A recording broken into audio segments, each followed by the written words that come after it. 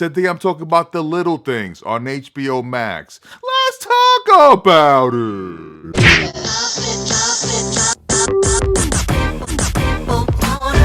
There will be no major spoilers in this review. I will be hinting at certain things in the plot, but nothing that's going to ruin the movie for you, so it's completely safe. Before we get into the movie, let me break down who's in it, right? Who directed, who's in this one. So this is The Little Things. It's directed by John Lee Hankcock. He directs, he writes, he produces. He did everything in this movie, basically, right? His hands all over this.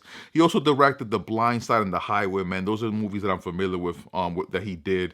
The Highwaymen is on Netflix. We have three stars in this. We have Denzel Washington, who always delivers, right? We have Jared Leto, and we also have Rami Malek. So a lot of stars in this. We also have Michael Hyatt, who, if you watch Snowfall, if you haven't, you should definitely watch Snowfall. It's an amazing series on FX. She definitely, everything I see her in, I definitely enjoy watching her work. So The Little Things is a detective movie. You have two detectives working on a case. They're trying to catch a serial killer. And basically, that's where the expectations are met and left. This is an interesting movie because I like detective movies and I love, solving. The whole point of the detective movie there's usually a three-prong experiment. We have prong number one, which is usually the detectives. We have the killer on the other side, and we usually have the story, like what happened and figuring out how things happen. And my biggest takeaway from this movie is like, what were they thinking? Like, where's the rest of the movie? So you got Denzel Washington, who's awesome actor. Anything that he does, I like to watch because I know he's gonna deliver. He's gonna pick projects where he can definitely deliver. Acting wise, I feel like everybody brought their A game. Jared Leto, I can see why they casted him for the Joker in this movie. He definitely brings his A game. You have Rami Malek bringing a solid performance. Denzel Washington does Denzel Washington. He's entertaining. He's good to watch. But that's basically it at that point. This movie is like you have the acting chops, you have the characters, the actors bringing in their work for these characters, developing them, but you really have no story for them to play in, and that's the biggest problem with this movie.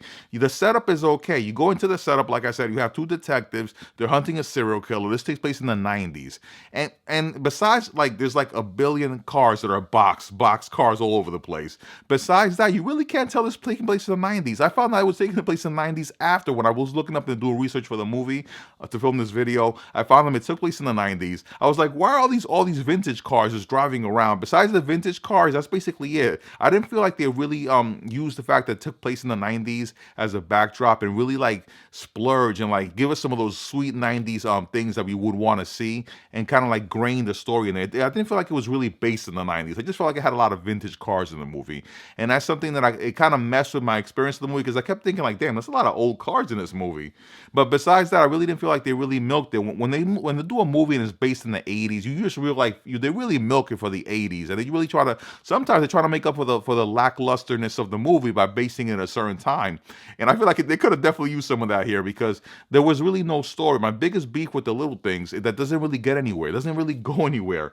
You have this great setup. You have these detectives. They're looking for a killer, and then that's basically it. There was no solution to this problem. Basically, you go in, you have certain expectations, and they're not met at the end. And you just ask yourself, why did all this talent like sign up for this movie? I kept thinking that when I got to the end of the movie, I'm like, that's it? What happened? Like, I didn't get the resolution that I was expecting. Where's the third act? I was surprised. I'll tell you that you'll be surprised because you'll be like, where's the rest of the movie? And that's basically my review of this movie. Like, there's no ending. Like, where's the ending? Where's the meat and potatoes? When do you tell me what happened? At the end of the movie where they reveal, how the killer was killing people, or hey, there's something that happened that basically puts everything together and glues it together and gives you definition and gives the movie like that extra oomph. Basically, this movie had a subplot, but it had no plot. Like, we're already used to shows and movies where we delve into the psyche of a detective and we find out what's happening in the detective's mind. I feel like that's just side work, right? That you include that in the movie so we understand what the point of view of the character. But you should have a movie, right? You should have a plot. You should have a story that we're interested in following, and there should be a resolution to that story. And there was no resolution here. Like, I went into this movie. I'll give them something. Like, there was certain atmosphere at certain points. Like, watching the movie, you're like, wow, Denzel Washington, yeah. Rami Malek, yeah. there's something interesting going to happen, and you're just watching it. And I'll give the movie that it was able to maintain my attention the whole time because I kept waiting for like, okay, what's the next thing that's going to happen? But the shoe never drops. Nothing ever happens. That's the amazing part. It's like Mindhunter with no payoff. Like that's how I would call it. And it was really interesting. At the end of the movie, HBO Max showed me suggested movies. They said you want to watch Seven, and this is like the anti-Seven. So if Seven is like one of the most amazing detective movies, an amazing film period, you should definitely watch Seven if you haven't seen Seven. I don't know who hasn't seen Seven by now, but like the fact that it was even in the same the page or window or screen as Seven is ridiculous because this is nowhere near Seven. The actors, like I said, Denzel Washington, he's always gonna be like so smooth, so candid, so charismatic. He's gonna deliver those lines. He's gonna sell his character. Jared Leto, he just dives into these crazy characters, right? He's at home, and Rami Malek just gave us a solid performance, like I said. But they really didn't have nothing else besides that. There was just character development, and to some extent, like we got character story, but we didn't get much character development. And again, I don't think that was the actor's fault. There wasn't nothing to play with here. And it's interesting that John Lee Hancock directed and wrote this. When you have a writer that's missing certain elements to the story, a good director can fill in those elements just by the way he tells the story, right? By the way he crafts the image and what he presents to you. And sometimes if a director doesn't really bring his A game, or just generic, nothing crazy like this. I wouldn't say this film is sub as far as the visual storytelling. I wouldn't say it's amazing, but at the same point, it's not lackluster. Like the visual story, the story's told well. Like this is a good production, but sometimes if the writing's not there, the director will fill in. And if sometimes some directors feel like they can just kind of dial it in a little bit and just call it in because the writing is so strong that you just have to basically tell what's on the page.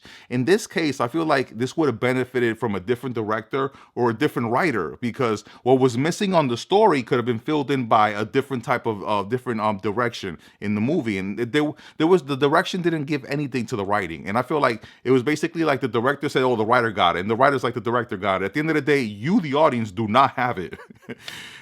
So the little things is something that if you have HBO Max, if you want to watch it, like I said, all the performances are really strong. I found like I was really intrigued by the performances. I thought that the actors, like I said, they brought their A game.